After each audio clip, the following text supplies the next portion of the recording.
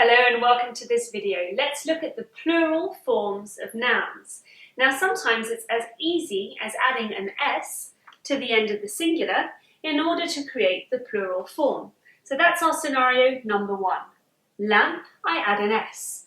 Frame, I add an S. Fork, I add an S. Spoon, I also add an S. Lamps, frames, forks and spoons. That is scenario number one. However, from scenario 2 to 8, many changes occur, or in some cases, none at all. So let's look at them one by one so as to know how to spell the plural form of our nouns. Number 2, if my noun ends with a Y, I have to remove the Y and add IES. City, cities. Family, families. Charity, charities. Baby, babies.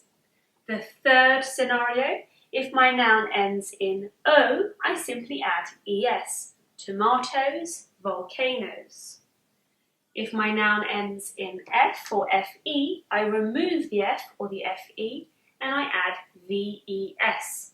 Wolf becomes wolves, a wife becomes wives, a half becomes halves, and a knife becomes knives.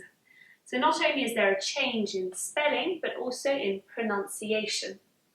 The fifth scenario, I simply add ES to the end if the end, so the ending sound, is sh, ch, s, or ks.